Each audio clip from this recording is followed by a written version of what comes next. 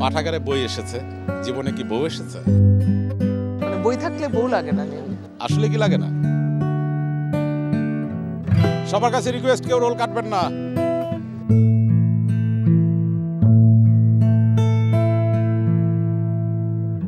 বাংলাদেশ দাঁড়াবার পা কোথায়? সেটাই খুঁজছি। সমাজকে ভেঙেছি, গড়তে পারিনি। দুর্ভাগ্য আমাদের।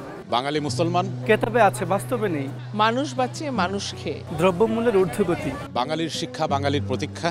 বাঙালির শিক্ষা নেই, প্রতীক্ষা আছে, শিক্ষা নেই। কালো টাকার লাল গোলাপ, দুর্নীতি। এই যে এতক্ষণের শব্দজট, তা আসলে লেখকের বইয়ের নামের বিপরীতে লেখকের অনুভূতি। আপনারা দেখছেন পৃষ্ঠা নিবেদিত বই ভালোবাসা। আপনাদের সাথে আছি আমি নীল মাহবুব, এবং আমার সাথে আছে জিনিয়া কবির সূচনা, এবং আমাদের সাথে আছে স্বপন মিয়া।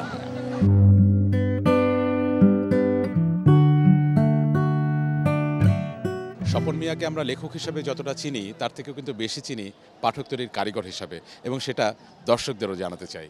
যে দর্শক, গুঞ্জন পাঠাগার নামে একটি পাঠাগার আছে, যে পাঠাগারের অস্তিত্ব শুধুমাত্র মনেই ছিল, কিন্তু এই সময়ে বর্তমান প্রেক্ষাপটে এসে সেই পাঠাগারের অস্তিত্ব মন থেকে বেরিয়ে একটি দোতলা ভবনের রূপ নিয়েছে।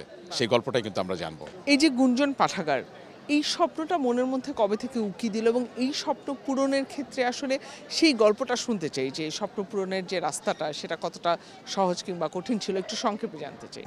গুঞ্জনের শুরুটা হয়েছে 30 মার্চ 2004 সালে। আমি ছোট সময় থেকে লেখালেখি করতাম। আমার স্বপ্ন ছিল লেখক হওয়া, কিন্তু লিখতে হলে পড়তে হবে। হ্যাঁ, আমি কোথাও বই খুঁজে পেতাম না। আমি ভাবতাম যে সমাজে আমার মতো অসংখ্য ছেলে মেয়ে আছে যারা একটি বই পড়তে পারে না, কিনে পড়তে পারে না। আমি ভাবতাম যে আমাদের একটা লাইব্রেরি খুব দরকার, কারণ আমি পড়বো এবং আমরা পড়বো। সেখান থেকে মূলত গুঞ্জনের যাত্রা শুরু।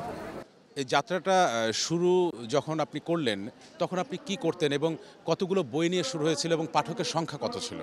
আমরা আসলে শুরু করেছি মাত্র 3টি বই দিয়ে। একটি একচালা ঘরের মধ্যে শুরু করেছি 8,000 টাকা ঋণ করে এনে। এবং পাঠক বলতে গেলে এমন ছিল যে আমার সবচেয়ে বড় বাধা ছিল আমাদের পরিবার। কাউকে বলতে পারতাম না যে বই পড়তে এসো, কাউকে গোপনে বলতে হতো, কারণ অনেকেই তামাশা করতেন যে তোমার ভাই রিক্সা চালা, তুমি কিভাবে বই দিও মানুষকে। অনেক ধরনের তাচ্ছিল্য করতো। আসলে আমি মানুষকে ডেকে নিয়ে গোপনে গিয়ে বলতাম, ভাই আমাদের এখানে কিছু বই আছে, তুমি পড়লে আমাদের ভালো লাগবে।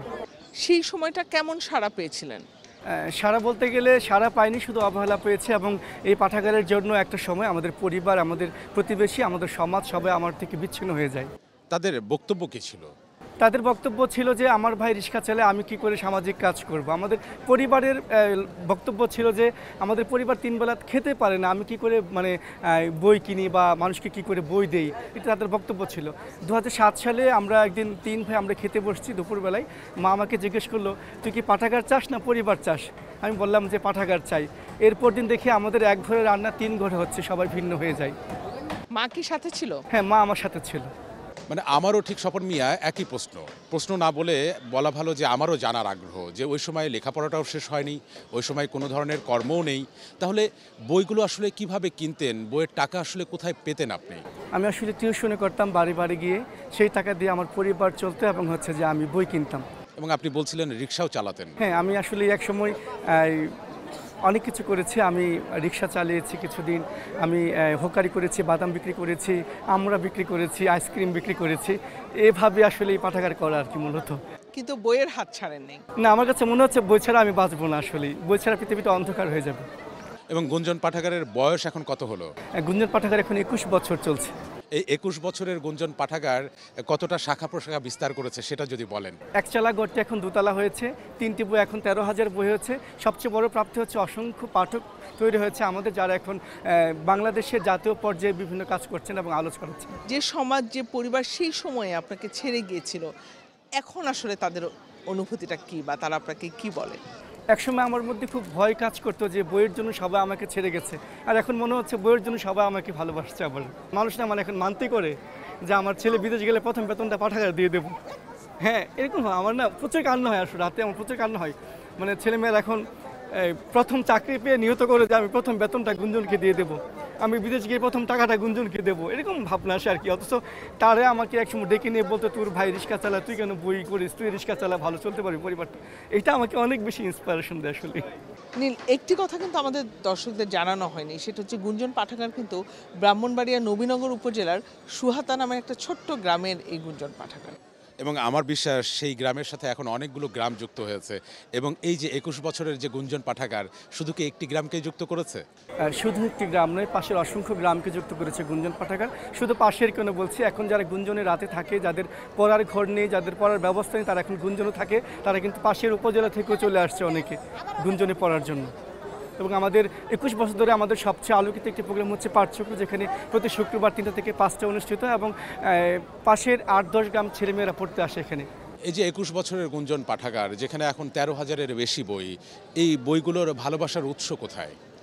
2008 সাল পর্যন্ত আমি নিজে কিনেছি অনেকগুলো, প্রায় 90% বই ছিল আমার। আর এখন হচ্ছে 13,000-এর মধ্যে 90% বই মানুষের দেয় আসলেই।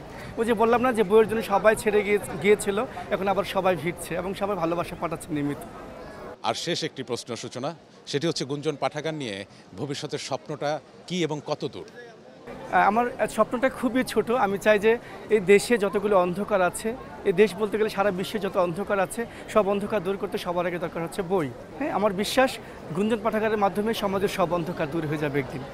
আমাদেরও বিশ্বাস যে গুঞ্জন পাঠাগারের গুঞ্জরণ সারা বাংলাদেশের 56,000 বর্গ মাইলে ছড়িয়ে পড়ুক। অনেক ধন্যবাদ স্বপন মিয়া আমাদের সাথে গুঞ্জন পাঠাগারের গল্পগুলো ভাগাভাগি করে নেবার জন্য। অনেক ধন্যবাদ। দর্শক, আমরা কথা বলছিলাম স্বপন মিয়ার সাথে এবং স্বপন মিয়ার যে কথাগুলো, সেই কথাগুলোর গুঞ্জরণ কিন্তু আমাদের কানে এখনও লেগে আছে, নিশ্চয়ই আপনাদের কানেও লেগে আছে। আমরা চাই স্বপন মিয়ার গুঞ্জন পাঠাগার যে স্বপ্নটা দেখছে, যে অন্ধকার দূর করে আলোর গল্প নিয়ে আসতে চাচ্ছে, সেই আলোর ফুল ফুটুক। স্বপন মিয়ার স্বপ্ন তখনই সত্যি হবে যখন বইকে ভালোবাসবেন। বই ভালোবাসার সাথে থাকুন, পৃষ্ঠার পাতা উল্টান, তবেই তো আসলে আলো আসবে। আজকের মতো বিদায় নিচ্ছি।